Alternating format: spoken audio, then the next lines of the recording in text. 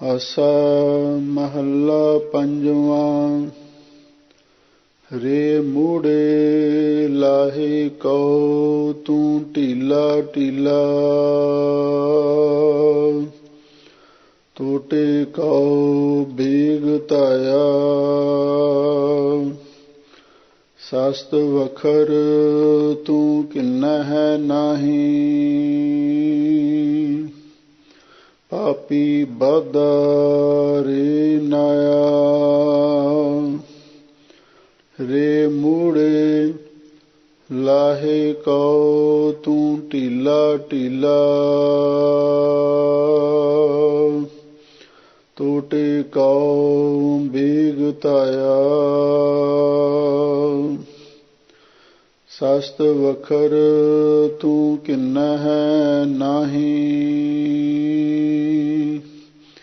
ਪਾਪੀ ਬਾਧਾ ਰੇ ਨਾਇਆ।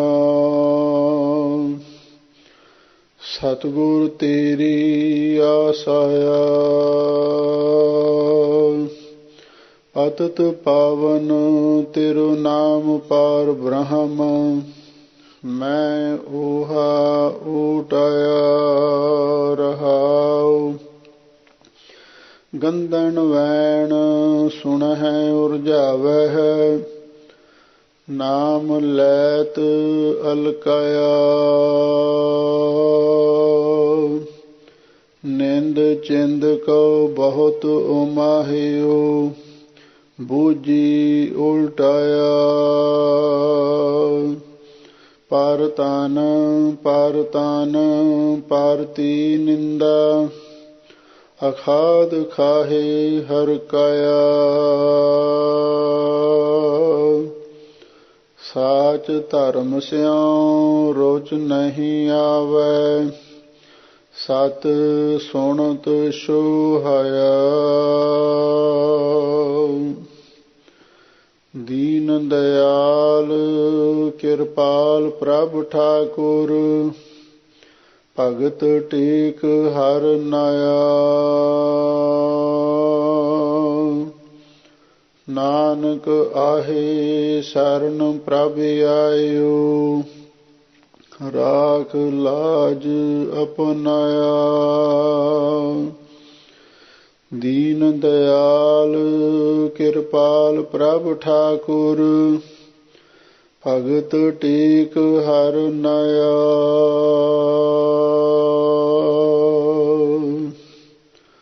ਨਾਨਕ ਆਹੇ ਸਰਨ ਪ੍ਰਭ ਆਇਓ। ਰਾਖ ਲਾਜ ਅਪਨਾਇਆ। ਆਸਾ ਮਹੱਲਾ ਪੰਜਵਾਂ। ਰੇ ਮੂੜੇ ਲਾਹੇ ਕਉ ਤੂੰ ਢੀਲਾ ਢੀਲਾ, ਟੋਟੇ ਕਉ ਬੀਗ ਧਾਇਆ। ਵਾਹਿਗੁਰੂ ਜੀ ਕਾ ਖਾਲਸਾ, ਵਾਹਿਗੁਰੂ ਜੀ ਕੀ ਫਤਿਹ। ਪਰਮ ਸਨਮਾਨਯੋਗ ਗੁਰੂ ਖਾਲਸਾ ਸਤ ਸੰਗਤ ਜੀਓ, ਸਤਿਗੁਰੂ ਨੇ ਅਪਾਰ ਬਖਸ਼ਿਸ਼ ਕੀਤੀ। ਸਾਡੇ ਕਲਯੁਗੀ ਜੀਵਾਂ ਦੇ ਉਧਾਰ ਵਾਸਤੇ ਜਿੱਥੇ ਮਹਾਨ ਪਰਉਪਕਾਰ ਕੀਤੇ, ਉੱਥੇ ਸਭ ਤੋਂ ਵੱਡਾ ਪਰਉਪਕਾਰ ਸਤਿਗੁਰੂ ਨੇ ਸਾਡੇ ਤੇ ਇਹ ਕੀਤਾ। ਰਤਨਾ ਰਤਨ ਪਦਾਰਥ ਬਹੁ ਸਾਗਰ ਭਰਿਆ ਰਾਮ। ਬਾਣੀ ਗੁਰਬਾਣੀ ਲਾਗੇ ਤਿੰਨ ਹੱਥ ਚੜਿਆ ਰਾਮ। ਇਹ ਗੁਰਬਾਣੀ ਹੀਰੇ ਮੋਤੀ ਰਤਨ ਜਵਾਹਰਾਤਾਂ ਦਾ ਖਜ਼ਾਨਾ ਸਾਡੀ ਝੋਲੀ ਵਿੱਚ ਪਾ ਦਿੱਤਾ ਹੈ। ਇਹ ਐਸਾ ਅਮੋਲਕ ਖਜ਼ਾਨਾ ਹੈ, ਖਾਵੈ ਹੈ ਖਰਚਾ ਹੈ ਰਲ ਮਿਲ ਭਾਈ।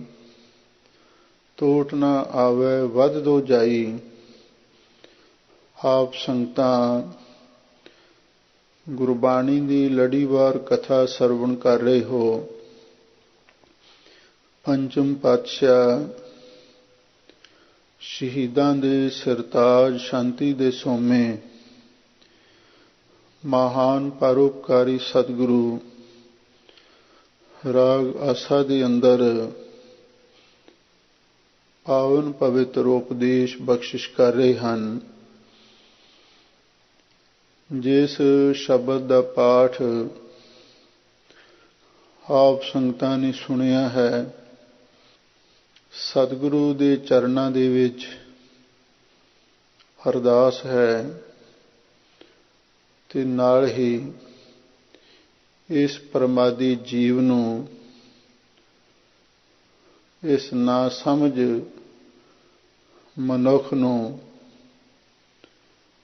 ਸਾਹਿਬ ਸਤਿਗੁਰੂ ਸੱਚੇ ਪਾਤਸ਼ਾਹ ਨੇ ਤਾੜਨਾ ਕੀਤੀ ਹੈ। ਰਹਾਉ ਦੀਆਂ ਪੰਕਤੀਆਂ ਵਿੱਚ ਹਜ਼ੂਰ ਫਰਮਾਉਂਦੇ ਹਨ, ਸਤਿਗੁਰ ਤੇਰੀ ਆਸ ਆਇਆ, ਪਤਿਤ ਪਾਵਨ ਤੇਰੋ ਨਾਮ ਪਾਰ ਬ੍ਰਹਮ, ਮੈਂ ਇਹਾ ਓਟਾਇਆ। ਰਹਾਉ, ਹੇ ਸਤਿਗੁਰੂ, ਮੈਂ ਤੇਰੀ ਆਸ ਆਇਆ, ਆਸ ਲੈ ਕੇ ਤੇਰੇ ਚਰਨਾਂ ਦੇ ਵਿੱਚ ਹਾਜ਼ਰ ਹੋਇਆ ਹਾਂ। ਕਿਉਂ? ਮੈਂ ਇਹ ਸੁਣਿਆ ਹੈ, ਪਤਿਤ ਪਾਵਨ ਤੇਰੋ ਨਾਮ ਪਾਰ ਬ੍ਰਹਮ, ਤੁਸੀਂ ਪਾਰ ਬ੍ਰਹਮ ਪਰਮੇਸ਼ਰ ਦਾ ਸਰੂਪ ਹੋ। ਤੁਹਾਡਾ ਨਾਮ ਪਤਿਤ ਪਾਵਨ ਹੈ। ਪਾਪੀਆਂ ਨੂੰ ਪਵਿੱਤਰ ਕਰਨਾ ਇਹ ਤੁਹਾਡਾ ਬਿਰਦ ਹੈ। ਜੋ ਪੈ ਹਮ ਨ ਪਾਪ ਕਰੰਤਾ ਅਹੇ ਅਨੰਤਾ, ਪਤਿਤ ਪਾਵਨ ਨਾਮ ਕੈਸੇ ਹੁੰਤਾ। ਤੁਹਾਡਾ ਨਾਮ ਪਤਿਤ ਪਾਵਨ ਹੈ। ਹਰ ਕੋ ਨਾਮ ਸਦਾ ਸੁਖਦਾਈ, ਜਾ ਕੋ ਸਿਮਰ ਅਜਾਮਲ ਉਦਰਿਓ, ਗਨਕਾ ਹੂੰਗਤ ਪਾਈ। ਮੈਂ ਇਹਾ ਓਟਾਇਆ। ਸੱਚੇ ਪਾਤਸ਼ਾਹ, ਹੇ ਸਤਿਗੁਰਾ, ਮੈਂ ਇਹਾ ਓਟਾਇਆ। ਮੈਨੂੰ ਇਸ ਨਾਮ ਦੀ ਹੀ ਓਟ ਹੈ। ਮੈਂ ਨਾਮ ਦੀ ਓਟ ਲੈਣ ਵਾਸਤੇ ਹੀ ਤੇਰੀ ਸ਼ਰਨ ਵਿੱਚ ਆਇਆ ਹਾਂ। ਲਓ ਹੁਣ ਆਰੰਭ ਤੋਂ ਧੰਨ ਗੁਰੂ ਅਰਜਨ ਦੇਵ ਮਹਾਰਾਜ ਸੱਚੇ ਪਾਤਸ਼ਾਹ ਇਸ ਮੂਰਖ ਜੀਵ ਨੂੰ ਸਮਝਾਉਂਦੇ ਹਨ। ਆਪ ਸੰਗਤਾਂ ਪ੍ਰੇਮ ਦੇ ਨਾਲ ਸ਼ਬਦ ਦੀ ਵਿਚਾਰ ਸੁਣੋ ਤੇ ਇੱਕ ਵਾਰੀ ਪਿਆਰ ਦੇ ਨਾਲ ਆਖੋ, ਸਤਿਨਾਮ ਸ੍ਰੀ ਵਾਹਿਗੁਰੂ ਸਾਹਿਬ ਜੀਓ। ਆਸਾ ਮਹੱਲਾ ਪੰਜਵਾਂ। ਰੇ ਮੂੜੇ ਲਾਹੇ ਕਉ ਤੂੰ ਢੀਲਾ ਢੀਲਾ, ਟੋਟੇ ਕਉ ਬੀਗ ਧਾਇਆ। ਆਸਾ ਰਾਗ ਦੇ ਵਿੱਚ ਪੰਜਵੇਂ ਗੁਰਦੇਵ ਧੰਨ ਗੁਰੂ ਅਰਜਨ ਦੇਵ ਮਹਾਰਾਜ ਫਰਮਾਉਂਦੇ ਹਨ, ਰੇ ਮੂੜੇ, ਐ ਮੂਰਖ ਜੀਵ, ਐ ਨਾ ਸਮਝ ਮਨੁੱਖ, ਲਾਹੇ ਕੋ ਤੂੰ ਢੀਲਾ ਢੀਲਾ, ਤੂੰ ਲਾਹੇ ਵਾਸਤੇ, ਜ਼ਿੰਦਗੀ ਦਾ ਲਾਹਾ ਖੱਟਣ ਵਾਸਤੇ ਢਿੱਲਾ ਢਿੱਲਾ ਚੱਲ ਰਿਹਾ ਹੈ।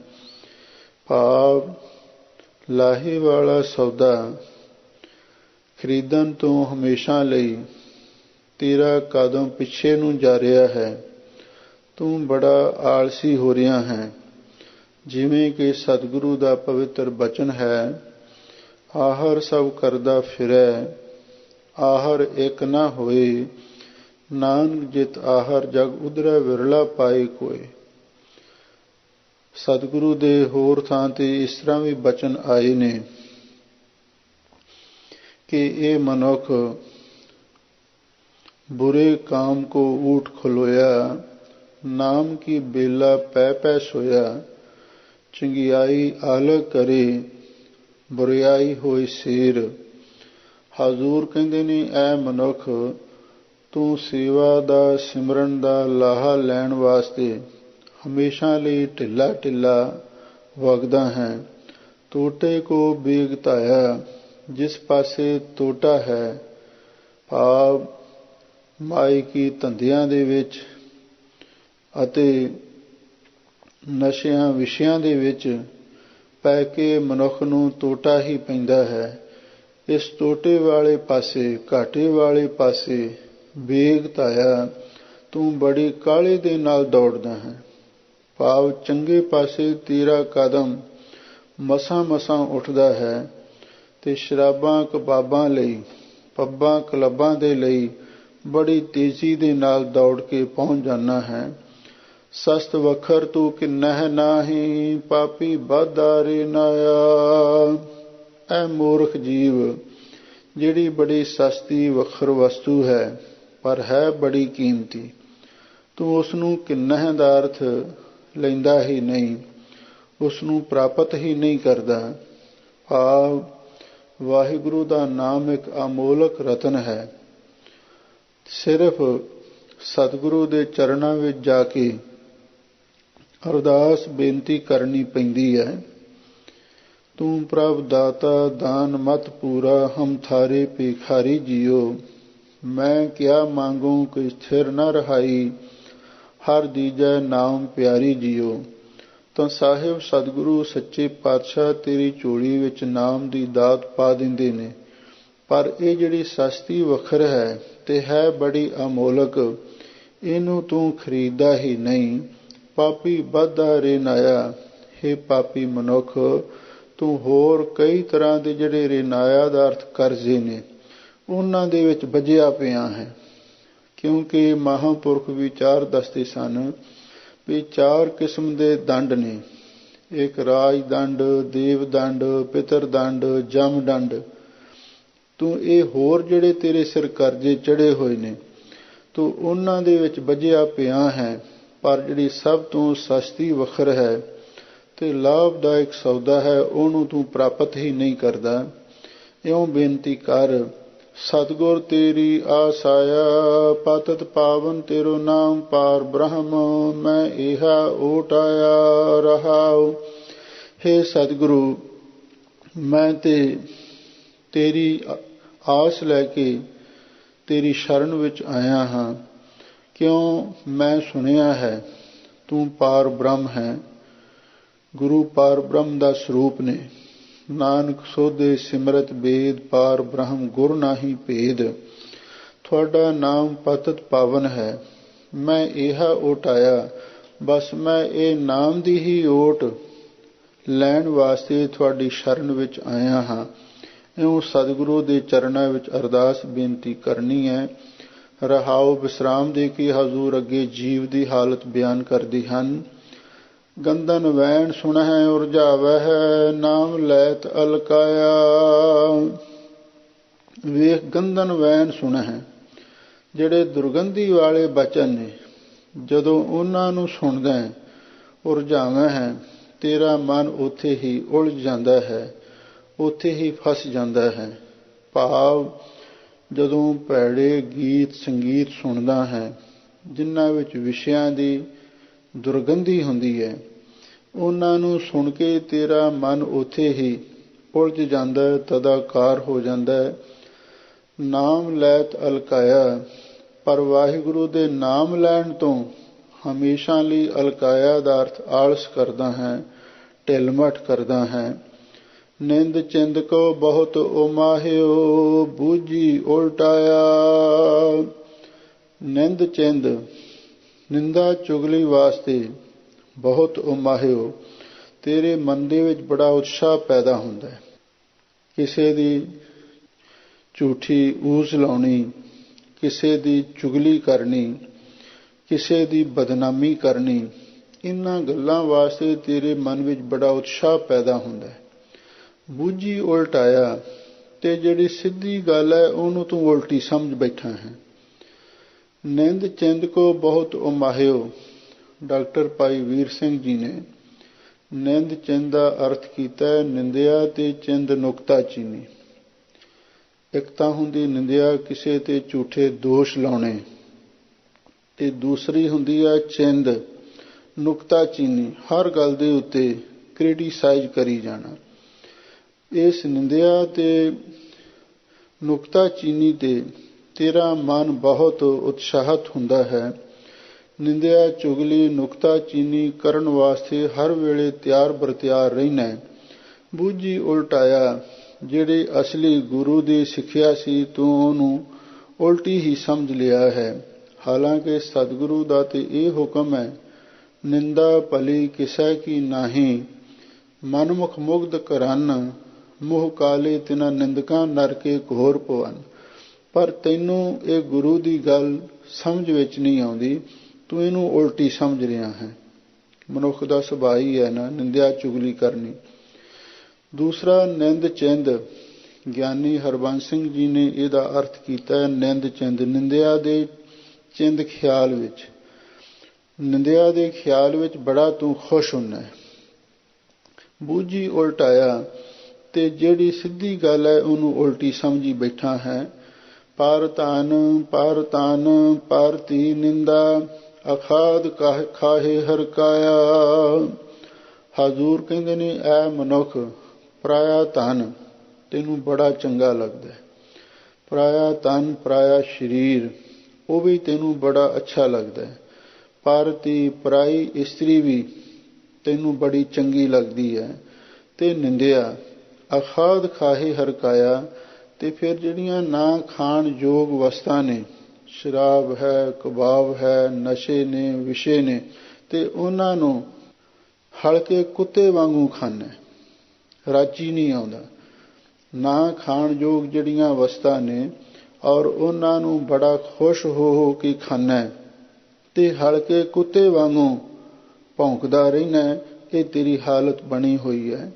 ਪਰ ਧਨ ਪਰ ਤੀ ਨਿੰਦਾ, ਇਹ ਜਿਹੜੇ ਲਫ਼ਜ਼ ਨੇ ਪਰਾਇਆ ਧਨ ਚੁਰਾਉਣ ਵਾਸਤੇ, ਤੇ ਪਰਾਇਆ ਧਨ ਭੋਗਣ ਵਾਸਤੇ, ਤੇ ਪਰਾਈ ਇਸਤਰੀ ਵਿਵਚਾਰ ਕਰਨ ਦੇ ਲਈ, ਤੇ ਹੋਰ ਕਿਸੇ ਦੀ ਨਿੰਦਿਆ ਕਰਨ ਦੇ ਵਿੱਚ ਤੇਰਾ ਮਨ ਬੜਾ ਚੁਸਤ ਫੁਰਤ ਹੋ ਕੇ ਲੱਗ ਰਿਹਾ ਹੈ। ਤੇ ਜਿਹੜੀਆਂ ਨਾ ਖਾਣ ਯੋਗ ਵਸਤਾਂ ਨੇ, ਜਿਨ੍ਹਾਂ ਨੂੰ ਸਤਿਗੁਰੂ ਦੀ ਬਾਣੀ ਨੇ ਮਨ੍ਹਾ ਕੀਤਾ ਹੈ ਵੀ ਗੁਰਸਿੱਖਾ ਤੈਨੂੰ ਅੰਨ ਪਾਣੀ ਤੋਂ ਬਿਨਾਂ ਹੋਰ ਕੋਈ ਅਮਲ ਨਹੀਂ ਹੋਣਾ ਚਾਹੀਦਾ, ਅਤੇ ਬਾਬਾ ਹੋਰ ਖਾਣਾ ਖੁਸ਼ੀ ਖੁਆਰ, ਜਿਤ ਖਾਧੈ ਤਨ ਪੀੜੀਐ ਮਨ ਮਹਿ ਚੱਲੈ ਵਿਕਾਰ। ਪਰ ਤੂੰ ਜਿਨ੍ਹਾਂ ਚੀਜ਼ਾਂ ਤੋਂ ਸਤਿਗੁਰੂ ਮਨ੍ਹਾ ਕਰਦੇ ਨੇ, ਜਿਤ ਪੀਤੈ ਮਤ ਦੂਰ ਹੋਏ ਬਰਲ ਪਵੈ ਵਿੱਚ ਆਏ, ਆਪਣਾ ਪਰਾਇਆ ਨਾ ਪਛਾਣੀ ਖਸਮੋਂ ਧੱਕੇ ਖਾਏ। ਤੂੰ ਉਹ ਅਖਾਦ ਚੀਜ਼ਾਂ ਨੂੰ ਖਾਨਾ ਤੇ ਹਰਕਾਇਆ, ਤੇ ਫਿਰ ਹਲਕਿਆਂ ਵਾਂਗੂ ਭੌਂਕਦਾ ਫਿਰਦਾ ਹੈ। ਸਾਚ ਧਰਮ ਸਿਉ ਰੁਚ ਨਹੀਂ ਆਵੈ, ਸਤ ਸੁਨਤ ਸੋਹਾਇਆ। ਜਿਹੜਾ ਸੱਚਾ ਧਰਮ ਹੈ, ਤਾਜ ਸਾਹਿਬ ਪਰਮ ਭਜਿਓ ਪਾਰ ਬ੍ਰਹਮ, ਕਹੋ ਨਾਨਕ ਆਟਾ ਲਿਓ ਧਰਮ। ਸੱਚਾ ਧਰਮ ਕੀ ਹੈ? ਸੇਵਾ ਸਿਮਰਨ ਪਰਉਪਕਾਰ ਕਰਨਾ। ਇਹਦੇ ਨਾਲ ਤੇਰੀ ਰੁਚੀ ਬਣਦੀ ਹੀ ਨਹੀਂ, ਇਸ ਪਾਸੇ ਤੇਰਾ ਧਿਆਨ ਜਾਂਦਾ ਹੀ ਨਹੀਂ। ਸਤ ਸੁਨਤ ਸੋਹਾਇਆ, ਜੇ ਕੋਈ ਸੱਚੀ ਗੱਲ ਆਖਦਾ ਹੈ ਤੇ ਉਹ ਸੁਣ ਕੇ ਤੇਰੇ ਮਨ ਦੇ ਵਿੱਚ ਖਸ਼ੋ ਪੈਦਾ ਹੁੰਦਾ ਹੈ, ਗੁੱਸਾ ਪੈਦਾ ਹੁੰਦਾ ਹੈ। ਇਹਦਾ ਮਤਲਬ ਇਹ ਹੈ, ਜੇ ਕੋਈ ਕਰੈਕਟਰਲੈਸ ਆਦਮੀ ਹੁੰਦਾ ਹੈ ਤੇ ਜੇ ਕੋਈ ਉਹਨੂੰ ਕਹਿ ਦੇਵੇ ਤੂੰ ਇਹ ਮਾੜੇ ਕੰਮ ਕਰਦਾ ਹੈ, ਉਸੇ ਵੇਲੇ ਸੁਣ ਕੇ ਸੱਚੀ ਗੱਲ ਗੁੱਸਾ ਆ ਜਾਂਦਾ ਹੈ। ਜੇ ਸ਼ਰਾਬੀ ਆਦਮੀ ਨੂੰ ਤੁਸੀਂ ਟੋਕਦੇ ਹੋ, ਭਾਈ ਤੂੰ ਸ਼ਰਾਬ ਕਿਉਂ ਪੀਨਾ, ਸੱਚੀ ਗੱਲ ਸੁਣ ਕੇ ਉਹਨੂੰ ਗੁੱਸਾ ਆ ਜਾਂਦਾ ਹੈ। ਜੇ ਕੋਈ ਪਤਿਤ ਹੈ, ਸਾਬਤ ਸੂਰਤ ਵਿਗਾੜੀ ਫਿਰਦਾ, ਤੁਸੀਂ ਉਹਨੂੰ ਜਰਾ ਗੱਲ ਕਰਕੇ ਦੇਖੋ ਬਈ ਇਹ ਸਿੱਖੀ ਸਰੂਪ ਰੱਖਣਾ ਚਾਹੀਦਾ, ਤੂੰ ਇਹ ਕੀ ਕਰੀ ਫਿਰਦਾ, ਗੁੱਸੇ ਵਿੱਚ ਭੜਕ ਉੱਠੇਗਾ। ਜਿਹੜੀ ਸੱਚੀ ਗੱਲ ਹੈ ਉਹਨੂੰ ਸੁਣ ਕੇ ਤੇਰੇ ਮਨ ਦੇ ਵਿੱਚ ਸੁਹਾਇਆ ਗੁੱਸਾ ਆ ਜਾਂਦਾ ਹੈ। ਦੀਨ ਦਿਆਲ ਕਿਰਪਾਲ ਪ੍ਰਭ ਠਾਕੁਰ, ਭਗਤ ਟੇਕ ਹਰ ਨਾਇਆ। ਲੋ ਹਜ਼ੂਰ ਕਹਿੰਦੇ ਨੇ ਅਰਦਾਸ ਬੇਨਤੀ ਕਰੋ, ਦੀਨ ਦਿਆਲ ਕਿਰਪਾਲ ਪ੍ਰਭ ਠਾਕੁਰ, ਇਹ ਦੀਨਾਂ ਤੇ ਦਿਆਲਤਾ ਕਰਨ ਵਾਲੇ, ਕਿਰਪਾ ਦੇ ਘਰ, ਸਰਬ ਕਲਾ ਸਮਰੱਥ, ਦੀਨ ਦੁਨੀਆ ਦੇ ਮਾਲਕ ਵਾਹਿਗੁਰੂ ਜੀ, ਭਗਤ ਟੇਕ ਹਰ ਨਾਇਆ। ਤੇਰੇ ਭਗਤਾਂ ਨੂੰ ਤੇਰੇ ਨਾਮ ਦੀ ਹੀ ਟੇਕ ਹੈ, ਨਾਨਕ ਆਹੇ ਸਰਨ ਪ੍ਰਭ ਆਇਓ, ਰਾਖ ਲਾਜ ਅਪਨਾਇਆ।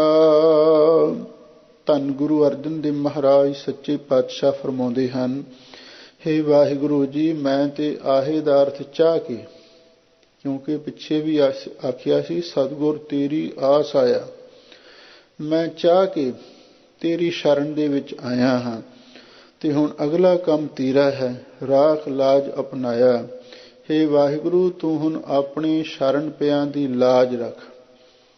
ਭਾਵੇਂ ਅਸੀਂ ਚੰਗੇ ਹਾਂ ਮਾੜੇ ਹਾਂ, ਪਰ ਤੇਰਾ ਇੱਕ ਬਿਰਦ ਹੈ, ਜੋ ਸ਼ਰਨ ਆਵੈ ਤਿਸ ਕੰਠ ਲਾਵੈ, ਇਹ ਬਿਰਦ ਸੁਆਮੀ ਸੰਧਾ।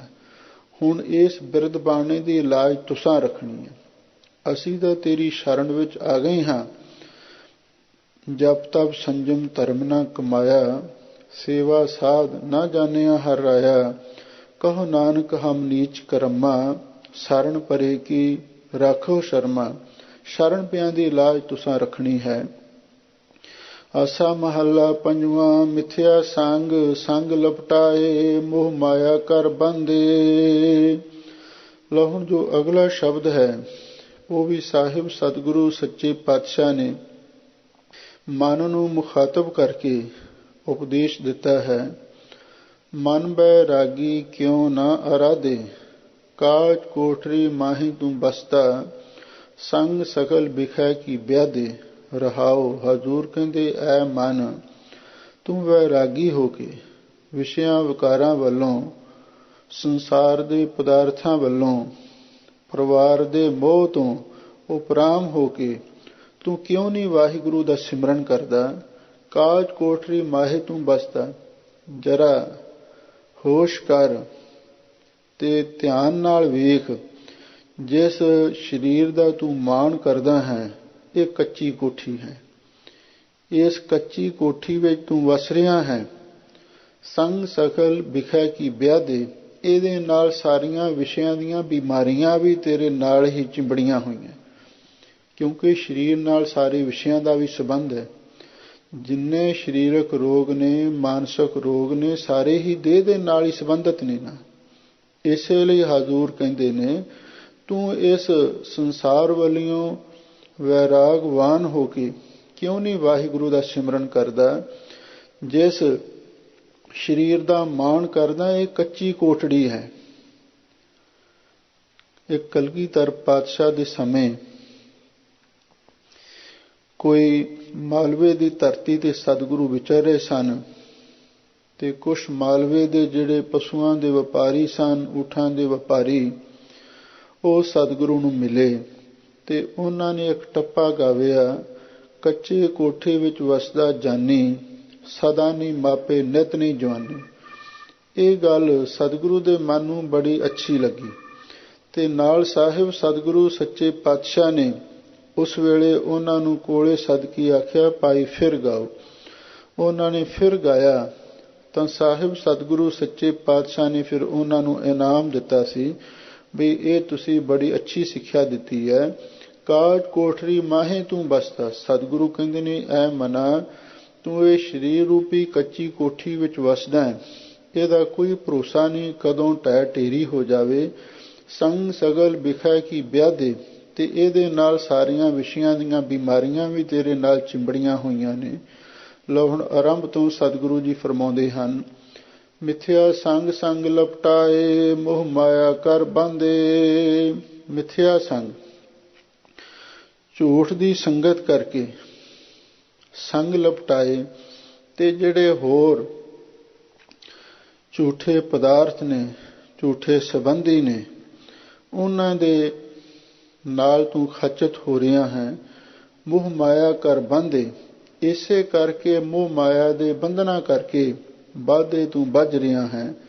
ਮਿਥਿਆ ਸੰਗ, ਪਹਿਲਾਂ ਤੇਰਾ ਝੂਠ ਦੇ ਨਾਲ ਮੋਹ ਹੈ, ਉਸ ਝੂਠ ਦੇ ਨਾਲ ਮੋਹ ਪਿਆਰ ਹੋਣ ਕਰਕੇ ਸੰਗ ਲਪਟਾਏ, ਝੂਠੇ ਪਦਾਰਥਾਂ ਦੇ ਵਿੱਚ ਤੂੰ ਖਚਤ ਹੋ ਰਿਹਾ ਹੈ ਤੇ ਮੋਹ ਮਾਇਆ ਦੇ ਕਾਰਨ ਤੂੰ ਹਮੇਸ਼ਾ ਲਈ ਬੰਧਨਾਂ ਵਿੱਚ ਬੱਝਾ ਪਿਆ ਹੈ।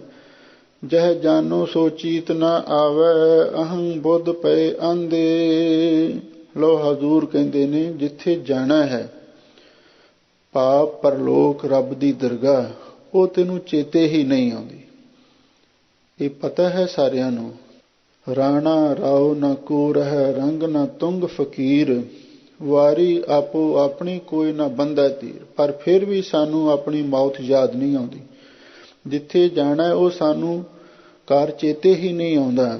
ਜੋ ਕਰ ਛੱਡ ਗੁਆਵਣਾ ਸੋ ਲੱਗਾ ਮਨ ਮਾਹੇ, ਜਿੱਥੇ ਜਾਏ ਤੁਧ ਵਰਤਣਾ ਤਿਸਕੀ ਚਿੰਤਾ ਨਾਹੀਂ। ਸਾਨੂੰ ਅਗਲਾ ਫਿਕਰ ਨਹੀਂ, ਇੱਥੇ ਸੰਸਾਰ ਦਾ ਸਭ ਨੂੰ ਫਿਕਰ ਹੈ। ਅਹੰ ਬੁੱਧ ਪਏ ਆਂਦੇ, ਤੇ ਹੰਕਾਰ ਵਾਲੀ ਬੁੱਧੀ ਨੂੰ ਧਾਰਨ ਕਰਕੇ ਤੇ ਤੁਸੀਂ ਅੰਨੇ ਹੋਏ ਫਿਰਦੇ ਹੋ। ਸਤਿਗੁਰੂ ਦੇ ਬਚਨ ਹੈ, ਮਾਇਆ ਧਾਰੀ ਅਤ ਅੰਨਾ ਬੂਲਾ, ਸ਼ਬਦ ਨਾ ਸੁਣੀ ਬਹੁ ਰੋਲਕ ਝੋਲਾ। ਮਾਨਸਿਕ ਤੌਰ ਤੇ ਤੁਸੀਂ ਅੰਨੇ ਹੋ ਰਹੇ ਹੋ, ਕਿਉਂਕਿ ਜਿਸ ਨੂੰ ਕੇਵਲ ਸੰਸਾਰ ਹੀ ਦਿਸਦਾ ਹੈ, ਪਰ ਦਰਗਾਹ ਦਾ ਗਿਆਨੀ ਉਹ ਅੰਨਾ ਹੀ ਹੈ। ਜਿਸ ਨੂੰ ਕੇਵਲ ਦੁਨੀਆ ਦਿਸਦੀ ਹੈ, ਪਰ ਵਾਹਿਗੁਰੂ ਦੀ ਦਰਗਾਹ ਨਹੀਂ ਨਜ਼ਰ ਆਉਂਦੀ, ਉਹ ਅੰਨਾ ਹੀ ਹੈ। ਇਸੇ ਲਈ ਸਤਿਗੁਰੂ ਕਹਿੰਦੇ ਨੇ, ਅਹੰ ਬੁੱਧ ਪਏ ਆਂਦੇ, ਤੁਸੀਂ ਹੰਕਾਰ ਵਾਲੀ ਬੁੱਧੀ ਨੂੰ ਧਾਰਨ ਕਰਕੇ ਅੰਨੇ ਹੋ ਗਏ ਹੋ। ਮਨ ਬੈਰਾਗੀ ਕਿਉਂ ਨਾ ਆਰਾਧੇ, ਕਾਜ ਕੋਠਰੀ ਮਾਹੇ ਤੂੰ ਬਸਤਾ, ਸੰਗ ਸਗਲ ਬਿਖੈ ਕੀ ਬਿਆਦੇ ਰਹਾਉ। ਐ ਮਨਾ ਤੂੰ ਵੈਰਾਗਵਾਨ ਹੋ ਕੇ ਕਿਉਂ ਨਹੀਂ ਵਾਹਿਗੁਰੂ ਦਾ ਸਿਮਰਨ ਕਰਦਾ। ਜਿਸ ਸਰੀਰ ਵਿੱਚ ਵਸ ਰਿਹਾ ਹੈ ਇਹ ਕੱਚੀ ਕੋਠੀ ਹੈ, ਔਰ ਇਹਦੇ ਨਾਲ ਸਾਰੀਆਂ ਹੀ ਬਿਮਾਰੀਆਂ ਵੀ ਤੈਨੂੰ ਚਿੰਬੜੀਆਂ ਹੋਈਆਂ ਨੇ। ਇਹਦਾ ਕਾਹਦਾ ਮਾਣ ਕਰਦਾ ਹੈ? ਇਹਨੇ ਤਾਂ ਇੱਕ ਨਾ ਇੱਕ ਦਿਨ ਟੈ ਢੇਰੀ ਹੋ ਹੀ ਜਾਣਾ ਹੈ। ਰਹਾਉ ਵਿਸਰਾਮ ਦੇ ਕੇ ਹਜ਼ੂਰ ਅੱਗੇ ਫਰਮਾਉਂਦੇ ਹਨ, ਮੇਰੀ ਮੇਰੀ ਕਰਤ ਦਿਨ ਰਹਿਣ ਬਿਹਾਵੈ, ਪਾਲਖੇਨ ਸੀਜੈ ਅਰਜਾ ਦੇ। ਵੇਖ ਮੇਰੀ ਮੇਰੀ ਕਰਦਿਆਂ ਮੇਰੀ ਜਾਨ, ਮੇਰੀ ਜਰ, ਮੇਰੀ ਜਿਮੀ, ਇਹ ਮੇਰੀ ਮੇਰੀ ਕਰਦਿਆਂ ਦਿਨ ਰਾਤ ਤੇਰਾ ਲੰਘ ਰਿਹਾ ਹੈ। ਸਭ ਰੋਜ਼ ਗਸਤਮ ਦਰ ਹਵਾ, ਕਰ ਦੇਮ ਬਦੀ ਖਿਆਲ, ਗਾਹੇ ਨਾ ਨੇਕੀ ਕਾਰ ਕਰਦਮ, ਮਮ ਈ ਚੀਨੀ ਅਹਵਾਲ। ਪਾਲਖਿਨ ਸੀਜੈ ਅਰਜਾਦੇ, ਅਰਜਾਦੇ ਦਾ ਅਰਥ ਹੈ ਵੀ ਉਮਰ। ਤੇਰੀ ਉਮਰ ਇੱਕ ਇੱਕ ਪਲ ਤੇ ਇੱਕ ਇੱਕ ਖਿਨ ਸਮੇਂ ਦੇ ਨਾਲ ਨਾਸ ਹੁੰਦੀ ਜਾ ਰਹੀ ਹੈ, ਕਿਉਂਕਿ ਜਦ ਤੋਂ ਮਨੁੱਖ ਜਨਮ ਲੈ ਲੈਂਦਾ ਹੈ ਉਸ ਵੇਲੇ ਤੋਂ ਸਰੀਰ ਵਧਣਾ ਸ਼ੁਰੂ ਹੋ ਜਾਂਦਾ, ਉਮਰ ਘਟਣੀ ਸ਼ੁਰੂ ਹੋ ਜਾਂਦੀ। ਦਿਨ ਤੇ ਪਹਿਰ, ਪਹਿਰ ਤੇ ਘਰੀਆਂ, ਆਵ ਕਟੈ ਤਨ ਸੀਜੈ, ਕਾਲ ਅਹੇਰੀ ਫਿਰਹਿ ਬਦਕ ਜਿਉ, ਕਹੋ ਕਵਨ ਬਿਦ ਕੀਜੈ। ਜੈਸੇ ਮਿੱਠੇ ਸਾਧ ਲੁਭਾਏ, ਝੂਠ ਤੰਦ ਦੁਰਗਾ ਦੇ। ਹਜ਼ੂਰ ਕਹਿੰਦੇ ਨੇ, ਜਿਵੇਂ ਮੱਖੀ ਮਿੱਠੇ ਸਵਾਦ ਉੱਤੇ ਲੁਭਾਏਮਾਨ ਹੁੰਦੀ ਹੈ, ਭਾਵ ਇੱਕ ਸ਼ਹਿਦ ਵਾਲੀ ਮੱਖੀ ਹੁੰਦੀ ਹੈ ਜਿਹੜੀ ਸ਼ਹਿਦ ਦੇ ਉੱਤੇ ਲੁਭਾਏਮਾਨ ਹੁੰਦੀ ਹੈ, ਝੂਠ ਤੰਦ ਦੁਰਗਾ ਦੇ। ਪਰ ਤੂੰ ਤੇ ਉਸ ਗੰਦਗੀ ਦੀ ਮੱਖੀ ਵਰਗਾ ਹੈ ਜਿਹੜੀ ਦੁਰਗਾਦੇ ਦੁਰਗੰਧੀ ਉੱਪਰ ਮੁੜ ਮੁੜ ਕੇ ਜਾ ਕੇ ਬੈਠਦੀ ਹੈ। ਇੱਕ ਤਾਂ ਉਹ ਮੱਖੀਆਂ ਨੇ ਜੋ ਸ਼ਹਿਦ ਪੈਦਾ ਕਰਦੀਆਂ ਨੇ, ਇੱਕ ਦੂਸਰੀਆਂ ਉਹ ਵੀ ਮੱਖੀਆਂ ਨੇ ਜਿਹੜੀਆਂ ਗੰਦਗੀ ਖਾਂਦੀਆਂ ਨੇ। ਤੂੰ ਤੇ ਗੰਦਗੀ ਖਾਣ ਵਾਲੀ ਮੱਖੀ ਹੈ। ਝੂਠ ਤੰਦ ਦੁਰਗਾ ਦੇ, ਝੂਠੇ ਧੰਦਿਆਂ ਦੇ ਵਿੱਚ ਲੱਗਿਆ ਰਹਿਣਾ ਤੇ ਨਾਲ ਵਿਸ਼ਿਆਂ ਦੀ ਦੁਰਗੰਧੀ ਖਾਂਦਾ ਰਹਿਣਾ। ਇਹ ਤੇਰੀ ਆਦਤ ਬਣ ਗਈ ਹੈ। ਕਾਮ ਕ੍ਰੋਧ ਅਰ ਲੋਭ ਮੋਹ, ਇਹ ਇੰਦਰੀ ਰਸ ਲਪਟਾ ਦੇ। ਵੇਖ ਇਹ ਜਿਹੜੇ ਵਿਕਾਰ ਨੇ, ਕਾਮ, ਕ੍ਰੋਧ ਅਤੇ ਲੋਭ ਤੇ ਮੋਹ, ਹੰਕਾਰ ਵੀ ਨਾਲ ਗ੍ਰਹਿਣ ਕਰ ਲੈਣਾ, ਇਹਨਾਂ ਵਿੱਚ ਤੂੰ ਫਸਿਆ ਹੋਇਆ। ਇਹ ਇੰਦਰੀ ਰਸ ਲਪਟਾ ਦੇ, ਇਹ ਜਿਹੜੀਆਂ ਇੰਦਰੀਆਂ ਨੇ, 5 ਗਿਆਨ ਇੰਦਰੀਆਂ, 5 ਕਰਮ ਇੰਦਰੀਆਂ, ਤੂੰ ਇਹਨਾਂ ਦੇ ਵਿਸ਼ੇ ਰਸ ਦੇ ਵਿੱਚ ਲਪਟਾ ਦੇ ਹਮੇਸ਼ਾ ਲਈ ਖਚਤ ਹੋਇਆ ਰਹਿਣਾ। ਇੱਕ ਖਾਣ ਦਾ ਚਸਕਾ, ਦੂਸਰਾ ਭੋਗਣ ਦਾ ਚਸਕਾ, 2 ਵੱਡੇ ਵਿਸ਼ੇ ਨੇ ਜਿਨ੍ਹਾਂ ਵਿੱਚ ਸਾਰਾ ਸੰਸਾਰ ਗਰਕਿਆ ਹੋਇਆ ਹੈ। ਨਾ ਆਪਣੀ ਜ਼ੁਬਾਨ ਤੇ ਕੋਈ ਕੰਟਰੋਲ ਕਰ ਸਕਦਾ ਹੈ ਤੇ ਨਾ ਹੀ ਉਪਸਥ ਇੰਦਰੀਏ ਤੇ ਕੰਟਰੋਲ ਕਰ ਸਕਦਾ ਹੈ। ਬਸ ਇਹ ਖਾਣ ਪੀਣ ਦੇ ਭੋਗਣ ਦੇ ਰਸ ਦੇ ਵਿੱਚ ਹੀ ਤੂੰ ਖਚਤ ਹੋਇਆ ਰਹਿਣਾ। ਦੀਪ ਵਾਰੀ ਪੁਰਖ ਵਿਦਾਤਾ, ਬਹੁਰ ਬਹੁਰ ਜਨਮਾਦੇ। ਉਸ ਕਰਮ ਫਲ ਪ੍ਰਦਾਤਾ ਅਕਾਲ ਪੁਰਖ ਵਾਹਿਗੁਰੂ ਨੇ ਤੈਨੂੰ ਐਸੀ ਭਵਾਟ ਨਹੀਂ ਦਿੱਤੀ, ਤੈਨੂੰ ਐਸਾ ਗੇੜਾ ਘੁਮਾਇਆ, ਬਹੁਰ ਬਹੁਰ ਜਨਮਾਂ ਦੇ। ਫਿਰ ਤੂੰ ਬਾਰ-ਬਾਰ ਹੋਰ ਜੂਨਾਂ ਦੇ ਵਿੱਚ ਜਾ ਕੇ ਜਨਮ ਧਾਰਨ ਕਰਦਾ ਫਿਰਿਆ। ਜਿਵੇਂ ਕਿ ਸਤਿਗੁਰੂ ਦਾ ਹੁਕਮ ਹੈ, ਪਸ਼ੂ ਪੰਖੀ ਸੈਲ ਤਰਵਰ ਗਣਤ ਕਛੂ ਨ ਆਵੇ। ਬੀਜ ਬੋਵਸ ਭੋਗ ਭੋਗੈ ਕੀਆ ਆਪਣਾ ਪਾਵੇ। ਕਈ ਜਨਮ ਪੈ ਕੀਟ ਪਤੰਗਾ ਕਈ ਜਨਮ ਗਜ ਮੀਨ ਕੁਰੰਗਾ। ਇਉਂ ਉਸ ਕਰਤਾ ਪੁਰਖ ਵਾਹਿਗੁਰੂ ਨੇ ਤੈਨੂੰ ਐਸੀ ਪੁਆੜਨੀ ਦਿੱਤੀ, ਐਸਾ ਗੇੜਾ ਖਵਾਇਆ, ਐਸਾ ਤੇਰਾ ਚੱਕਰ ਘੁਮਾਇਆ। ਬਾਰ ਬਾਰ 84 ਦੇ ਵਿੱਚ ਜਾ ਕੇ ਜਨਮ ਧਾਰਨ ਕਰਦਾ ਰਿਹਾ। ਜੋ ਭਇਓ ਕਿਰਪਾਲ ਦੀਨ ਦੁਖ ਭੰਜਨ ਤਉ ਗੁਰ ਮਿਲ ਸਭ ਸੁਖ ਲਾਦੇ। ਫਿਰ ਮਹਾਰਾਜ ਕਿਸੇ ਤਰ੍ਹਾਂ ਜੀਵ ਦਾ ਭਲਾ ਵੀ ਹੋ ਸਕਦਾ ਹੈ ਤਾਂ ਹਜ਼ੂਰ ਕਹਿੰਦੇ ਹਾਂ, ਜੋ ਭਇਓ ਕਿਰਪਾਲ ਦੀਨ ਦੁਖ ਭੰਜਨ, ਦੀਨਾਂ ਦੇ ਆਜਜ਼ਾਂ ਦੇ ਦੁੱਖਾਂ ਨੂੰ ਨਾਸ਼ ਕਰਨ ਵਾਲਾ ਜੋ ਅਕਾਲ ਪੁਰਖ ਹੈ, ਜਦੋਂ ਉਹ ਮਿਹਰਬਾਨ ਹੋਇਆ, ਜਦੋਂ ਅਕਾਲ ਪੁਰਖ ਵਾਹਿਗੁਰੂ ਪ੍ਰਸੰਨ ਹੋਇਆ ਤਾਂ ਉਹ ਗੁਰ ਮਿਲ ਸਭ ਸੁਖ ਲਾਦੇ। ਫਿਰ ਪੂਰੇ ਗੁਰੂ ਦੇ ਨਾਲ ਮਿਲਾਪ ਹੋ ਗਿਆ ਤੇ ਪੂਰੇ ਗੁਰੂ ਦੇ ਨਾਲ ਮਿਲ ਕੇ ਫਿਰ ਤਾਂ ਸਾਰੇ ਹੀ ਸੁਖ ਲੱਭ ਲਏ। ਕਿਉਂ? ਸਤਿਗੁਰੂ ਦੇ ਬਚਨ ਨੇ, ਸਰਬ ਸੁਖਾਂ ਕਾ ਦਾਤਾ ਸਤਿਗੁਰ ਤਾਂ ਕੀ ਸਰਣੀ ਪਾਈਐ। ਗੁਰੂ ਮਹਾਰਾਜ ਸਾਰੇ ਸੁੱਖਾਂ ਦੇ ਦਾਤੇ ਨੇ। ਹਾਲਤ ਸੁਖ ਪਾਲਤ ਸੁਖ ਨਿਤ ਸੁਖ ਸਿਮਰਨੋ ਨਾਮ ਗੋਬਿੰਦ ਕਾ ਸਦਾ ਲੀਜੈ। ਇਉਂ ਗੁਰੂ ਦੇ ਨਾਲ ਮਿਲ ਕੇ ਅਸੀਂ ਸਾਰੇ ਲੋਕ ਪਰਲੋਕ ਦੇ ਸੁਖ ਲੱਭ ਲਏ। ਕਹੋ ਨਾਨਕ ਦਿਨ ਰਹਿਣ ਤੇ ਆਵੋ ਮਾਰ ਕਾਢੀ ਸਗਲੇ ਉਪਾਦੇ। ਧੰਨ ਗੁਰੂ ਅਰਜਨ ਦੇਵ ਮਹਾਰਾਜ ਸੱਚੇ ਪਾਤਸ਼ਾਹ ਫਰਮਾਉਂਦੇ ਨੇ, ਗੁਰਮੁਖੋ ਹੁਣ ਤੇ ਅਸੀਂ ਦਿਨ ਰਾਤ ਉਸ ਵਾਹਿਗੁਰੂ ਪਰਮੇਸ਼ਰ ਨੂੰ ਧਿਆਰੇ ਹਾਂ, ਉਹਦਾ ਸਿਮਰਨ ਕਰ ਰਹੇ ਹਾਂ। ਮਾਰ ਕਾਢੀ ਸਗਲੋ ਉਪਾਦੇ, ਕਿਉਂਕਿ ਉਸ ਵਾਹਿਗੁਰੂ ਦੇ ਸਿਮਰਨ ਨੇ ਜਿੰਨੀਆਂ ਸਾਡੇ ਸਰੀਰ ਵਿੱਚ, ਸਾਡੇ ਦਿਲ ਦਿਮਾਗ ਦੇ ਵਿੱਚ ਤੇ ਸਾਡੇ ਮਨ ਦੇ ਵਿੱਚ ਉਪਾਧੀਆਂ ਸਨ, ਸ਼ਰਾਰਤਾਂ ਸਨ, ਲੜਾਈ ਝਗੜੇ ਬਖੇੜੇ ਸਨ, ਉਹ ਸਾਰੀਆਂ ਬਿਮਾਰੀਆਂ, ਸਾਰੀਆਂ ਉਪਾਧੀਆਂ, ਲੜਾਈ ਝਗੜੇ ਕਲੇਸ਼ ਸਾਰੇ ਮਾਰ ਕੇ ਬਾਹਰ ਕੱਢ ਦਿੱਤੇ ਹਨ। ਇਹ ਸਿਮਰਨ ਦੀ ਸ਼ਕਤੀ ਹੈ। ਜਹ ਹਰ ਸਿਮਰਨ ਭਇਆ ਤਹ ਉਪਾਧ ਗਤ ਕੀਨੀ। ਵਡ ਭਾਗੀ ਹਰ ਜਪਣਾ ਜਨ ਨਾਨਕ ਕਉ ਗੁਰ ਇਹ ਮਤ ਦੀਨੀ। ਜਪ ਹਰ ਭਵਜਲ ਤਰਨਾ ਸਿਮਰੋ ਸਿਮਰ ਸਿਮਰ ਸੁਖ ਪਾਵੋ। ਕਲ ਕਲੇਸ਼ ਤਨ ਮਾਹਿ ਮਿਟਾਵੋ। ਇਹ ਸਿਮਰਨ ਦੁਆਰਾ ਸਾਰੇ ਸੁਖ ਤੇ ਸਾਰੀਆਂ ਉਪਾਧੀਆਂ ਨਾਸ਼ ਹੁੰਦੀਆਂ ਹਨ। ਇਉਂ ਜਪਿਓ ਪਾਈ ਪੁਰਖ ਵਿਦਾਤੇ ਭਇਓ ਕਿਰਪਾਲ ਦੀਨ ਦੁਖ ਭੰਜਨ। ਜਨਮ ਮਰਨ ਦੁਖ ਲਾਥੇ। ਰਹਾਉ ਦੂਜਾ। ਦੂਸਰੇ ਰਹਾਉ ਵਿੱਚ ਸਤਿਗੁਰੂ ਸੱਚੇ ਪਾਤਸ਼ਾਹ ਸਿਧਾਂਤ ਦੀ ਸਪਸ਼ਟਤਾ ਕਰਦੇ ਹਨ। ਗੁਰਮੁਖੋ, ਹੇ ਭਾਈ, ਅਸੀਂ ਇਸ ਢੰਗ ਦੇ ਨਾਲ ਉਸ ਪੁਰਖ ਵਿਦਾਤੇ ਕਰਮ ਫਲ ਪ੍ਰਦਾਤੇ ਵਾਹਿਗੁਰੂ ਪਰਮੇਸ਼ਰ ਨੂੰ ਜਪਿਆ। ਭਾਵ ਗੁਰੂ ਵਾਲੇ ਹੋ ਕੇ ਅਸੀਂ ਵਾਹਿਗੁਰੂ ਦਾ ਨਾਮ ਜਪਿਆ। ਤੇ ਫਿਰ ਕੀ ਹੋਇਆ? ਭਇਓ ਕਿਰਪਾਲ ਦੀਨ ਦੁਖ ਭੰਜਨ, ਦੀਨਾਂ ਦੇ ਦੁੱਖਾਂ ਨੂੰ ਨਾਸ਼ ਕਰਨ ਵਾਲਾ ਅਕਾਲ ਪੁਰਖ ਵਾਹਿਗੁਰੂ ਸਾਡੇ ਤੇ ਮਿਹਰਬਾਨ ਹੋਇਆ, ਸਾਡੇ ਤੇ ਤਰੁਠਿਆ। ਜਨਮ ਮਰਨ ਦੁੱਖ ਲਾਥੇ। ਹੁਣ ਸਾਡੇ ਸਾਰੇ ਜਨਮ ਮਰਨ ਦੇ ਦੁੱਖ ਲੈ ਗਏ ਨੇ। ਜਦੋਂ ਵਾਹਿਗੁਰੂ ਪਰਮੇਸ਼ਰ ਕਿਸੇ ਤੇ ਪ੍ਰਸੰਨ ਹੁੰਦਾ ਹੈ, ਉਹਦੇ ਜਨਮ ਮਰਨ ਦੇ ਦੁੱਖ ਸਾਰੇ ਮੇਟ ਦਿੰਦਾ ਹੈ। ਇਹ ਰਹਾਉ ਦੂਜਾ ਲਿਖ ਕੇ ਗੁਰੂ ਮਹਾਰਾਜ ਨੇ ਸੰਧਾਨ ਦੀ ਸੰਪੂਰਨਤਾ ਕੀਤੀ ਹੈ। ਆਸਾ ਮਹੱਲਾ ਪੰਜਵਾਂ। ਨਿਮ ਕਾਮ ਸਵਾਦ ਕਾਰਨ ਕੋਟ ਦਿਨਸ ਦੁਖ ਪਾਵੈ ਹੈ। ਹੁਣ ਇਸ ਅਗਲੇ ਸ਼ਬਦ ਵਿੱਚ ਪੰਚਮ ਪਾਤਸ਼ਾਹ ਧੰਨ ਗੁਰੂ ਅਰਜਨ ਦੇਵ ਮਹਾਰਾਜ ਇਸ ਵਿਕਾਰੀ ਤੇ ਵਿਭਚਾਰੀ ਮਨੁੱਖ ਨੂੰ ਉਪਦੇਸ਼ ਦਿੰਦੇ ਹਨ। ਅੰਧੇ ਚੇਤ ਹਰ ਹਰ ਰਾਇਆ ਤੇਰਾ 100 ਦਿਨ ਨੇੜੇ ਆਇਆ। ਰਹਾਉ ਅੰਨਿਆ, ਤੂੰ ਉਸ ਅਕਾਲ ਪੁਰਖ ਵਾਹਿਗੁਰੂ ਨੂੰ ਚੇਤੇ ਕਰ।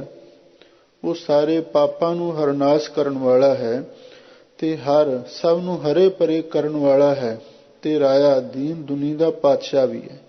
ਅੰਨਿਆ, ਤੂੰ ਉਸ ਪਾਤਸ਼ਾਹ ਪਰਮੇਸ਼ਰ ਨੂੰ ਚੇਤੇ ਕਰ। ਤੇਰਾ 100 ਦਿਨ ਨੇੜੇ ਆਇਆ। ਫਿਰ ਵੇਖ ਲੈ, ਨਹੀਂ ਤੇ ਉਹ ਦਿਨ ਤੇਰਾ ਨੇੜੇ ਹੀ ਆ ਗਿਆ। ਕੀ? ਮਰਨ ਦਾ ਦਿਨ। 100 ਦਿਨ ਆਵਨ ਲੱਗਾ ਮਾਤ ਪਿਤਾ ਭਾਈ ਸੁਤ ਬੰਤਾ, ਕਹੋ ਕੋ ਹੈ ਕਾਂ ਕਾ। ਉਸ ਦਿਨ ਦਾ ਭਰੋਸਾ ਥੋੜਾ ਕਦੋਂ ਆ ਜਾਵੇ। ਨਹਿ ਬਾਰਕ ਨਹਿ ਜੂਬਨੈ, ਨਹਿ ਬਿਰਦੀ ਕਛ ਬੰਦ। ਉਹ ਬੇਰਾ ਨਹਿ ਬੂਝੀਐ, ਜੋ ਆਏ ਪਰੈ ਜਮ ਫੰਦ। ਵੇਖ ਲੈ ਤੂੰ ਵਾਹਿਗੁਰੂ ਦਾ ਸਿਮਰਨ ਕਰਨਾ ਤੇ ਕਰ ਲੈ, ਨਹੀਂ ਫਿਰ ਮੌਤ ਦਾ ਦਿਨ ਤਾਂ ਤੇਰੇ ਨੇੜੇ ਆਇਆ ਹੀ ਖਲੋਤਾ ਹੈ। ਕਿਉਂਕਿ ਜਿਹੜਾ ਆਦਮੀ ਪੁੱਠੇ ਕੰਮਾਂ ਦੇ ਵਿੱਚ ਪੈ ਜਾਂਦਾ ਹੈ, ਉਹਦੀ ਉਮਰ ਵੀ ਘਟਦੀ ਹੈ। ਇਸੇ ਲਈ ਸਾਹਿਬ ਸਤਿਗੁਰੂ ਸੱਚੇ ਪਾਤਸ਼ਾਹ ਜਿਹੜੇ ਲੋਕ ਪਰਾਏ ਘਰਾਂ ਦੇ ਵਿੱਚ ਵਿਸ਼ੇ ਵਿਕਾਰ ਭੋਗਣ ਵਾਸਤੇ ਜਾਂਦੇ ਨੇ, ਖਾਸ ਕਰਕੇ ਉਹਨਾਂ ਨੂੰ ਗੁਰੂ ਮਹਾਰਾਜ ਨੇ ਸ਼ਬਦ ਦੁਆਰਾ ਸਿੱਖਿਆ ਬਖਸ਼ੀ ਹੈ